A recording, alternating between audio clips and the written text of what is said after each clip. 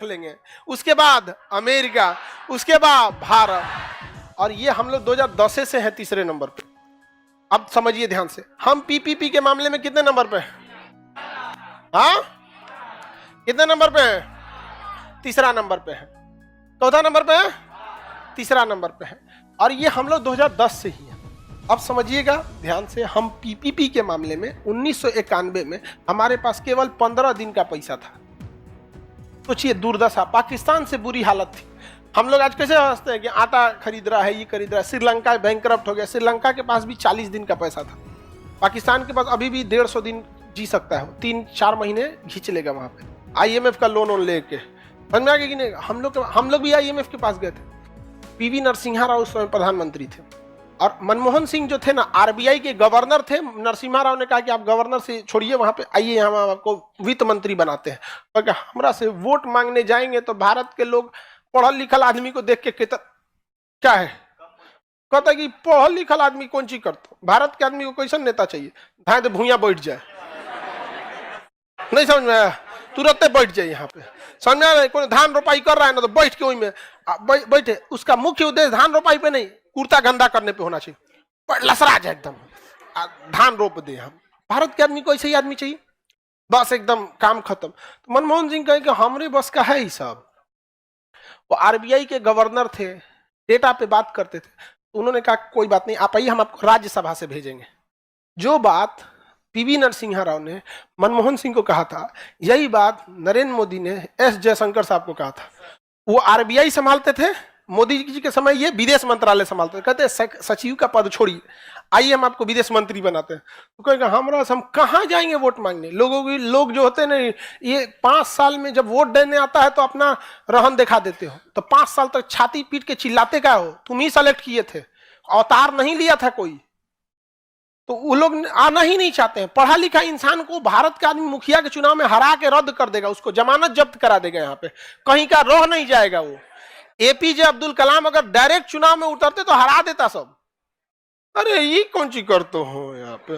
परमाणु बम के का जरूरत खेत में? तो नरसिम्हा राव ने प्रधान वित्त मंत्री किसे बनाया था? मनमोहन सिंह। जब आप मंत्री हो जाते हैं ना, तब आपको सलाह लेने की जरूरत नहीं है।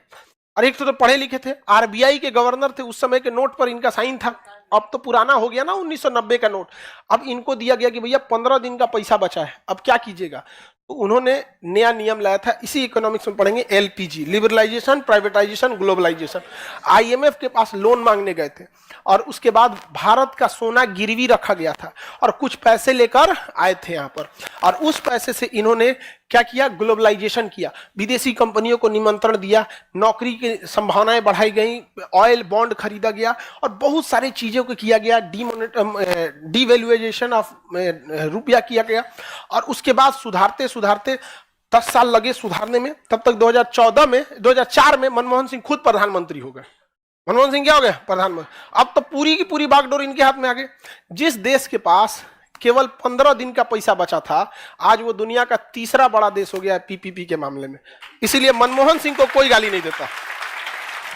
आप मोदी जी को भी देखिएगा, चाहे मोदी जी तो अभी प्रधानमंत्री भारत के वही हैं, चाहे उनके पार्टी का कोई भी नेता हो, आप देखिएगा जब पर्सनली बात मनमोहन सिंह की आएगी ना, तो कोई आलोचना नहीं करता है, कोई कुछ नहीं बोलता है, क्योंकि बहुत एहसान है उनका हमारे ऊपर। 15 दिन का पैसा इतने विशाल देशों के पास है। पेट्रोलियम मंत्रालय प्रधानमंत्री के पास दौड़ के गया था, नरसिम्हा राव के पास, क्या अगला खेप जो मंगाएंगे वो पैसे नहीं है, अगला खेप आएगा 20 दिन बाद, 15 दिन का पैसे बचल है। दवा जो आती थी ना विदेश से, महंगी दवाइयां, वो हाथ जोड़ लिया, सर कहां से लाएंगे? नौसेना दौड़ के गई, मिसाइल कहां से खरीदेंगे? थल सेना बंदूक का पैसा, वायुसेना सुखोई, मिराज 2000 मिग जहाज कहां से खरीदेंगे? पगला गए नरसिम्हा राव। वो बोले मनमोहन सिंह खुद आप ही संभालिए। तब मनमोहन सिंह जो बोले सो निहाल। तो उसके बाद जो देश को संभाले ना, आज देश की अर्थव्यवस्था तीसरे नंबर पर पीपीपी के मामले में। जब मोदी जी को दिए कि अब देश की बागडोर आपके हाथ में है, तो मोदी जी देश को संभाले, और निर्मला सीतारमण जी के हाथ में अर्थव्यवस्था है अभी, भारत की अर्थव्यवस्था। अब आगे क्या होता है हम लोग देखते हैं लोग। हालांकि हम लोग अगले 10-15 साल तक हम लोग थर्ड नंबर पे ही रहने वाले हैं। क्योंकि दिक्कत ये नहीं कि मोदी जी के पास अर्थव्यवस्था की उतनी समझ नहीं है, ऐसा कोई रीजन नहीं है। इवन मनमोहन सिंह भी रहते ना तो समझिए आगे कंपीट किससे करना है, चाइना और अमेरिका। क्योंकि जिससे जिससे लड़ना था तो लड़के निकाल दिए। अब इस समय मत रहिए, कई लोग कहते हैं कि मोदी जी को सीखना चाहिए मनमोहन सिंह से। देखिए 15 दिन का था, तीसरे नंबर पे लाए। भैया तीसरा के बाद दूसरा पे आने के लिए मनमोहन सिंह को भी 20 साल लगेगा। क्योंकि आगे खड़े कौन है सब, चाइना और अमेरिका, सुपर पावर है सब वहां पे। समझ में आ रहा है कि नहीं आ रहा है? उनसे कौन लड़ पाएगा यहाँ पे। हालांकि मोदी जी अमेरिका को मतलब कमर कस लिए हैं इन्हों की नौटंकी दूर करने के लिए। ब्रिक्स देश अपनी करेंसी ला रहे हैं सब। जिस दिन ब्रिक्स करेंसी अच्छे तरह से सफल हो जाएगी, अमेरिका की अर्थव्यवस्था में 10 से 15% आराम से गिरावट आ जाएगा, पूरा का पूरा गिरावट आ जाएगा। मोदी जी और चाइना का शी जिनपिंग, ये दोनों लोग, पुतिन तो खैर कमजोर पड़ गया, युद्ध में बिजी हो गया, ये दोनों लोग का मुख्य ध्यान है कि अमेरिका से पावर को खींच के एशिया में लाया जाए। इसलिए देखिएगा ना, भारत चाइना के प्रति बहुत रूड नहीं हो पाता है, बहुत ज्यादा हार्ड नहीं होता है यहाँ पे। हालांकि दोनों में बड़ा अजीब सा बात है वो अक्साई चीन को लेके, अक्साई चीन को लेके। और चाइना भी अमेरिका भी भारत से डरा रहता है कि भैया रसिया और चाइना दोनों तो अमेरिका के कट्टर दुश्मन ही है, एगो इंडिया भी हो गया तो फिर एशिया में पैर रखने वाला कोई नहीं मिलेगा। लेकिन वो बहुत ज्यादा ह्यूमिलिएट करते हैं ऐसा हम लोग को। 26 जनवरी को उसको निमंत्रण दिया गया बाइडेन को, तो नहीं आया। पुतिन को बुला लेना चाहिए,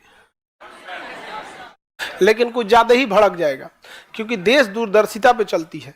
ज्यादा भड़क जाएगा ना तो जानते हैं किसको बुला लेगा, पाकिस्तान वाले को बुला लेगा अपने यहाँ।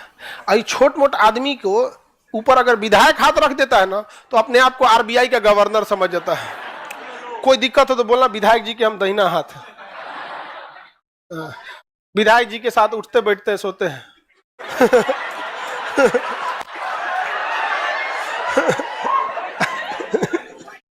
छोटा छोटा आदमी उड़ने लगता है समझेगा। बड़े आदमी में गंभीरता होती है, बड़ा आदमी के पास क्या होता है, गंभीरता होती है। अगर इंटेलेक्चुअल आदमी है, बड़ा आदमी है, तो प्रधानमंत्री से भी मिल के आएगा ना तो कहीं कोई चर्चा नहीं करेगा, आराम से कहेगा हाँ प्रधानमंत्री से मुलाकात हुई थी, अच्छी मुलाकात थी, किस मुद्दे पर चर्चा, वो भी आप पूछिएगा तब, गाएगा नहीं जाके। नमस्ते, आप सब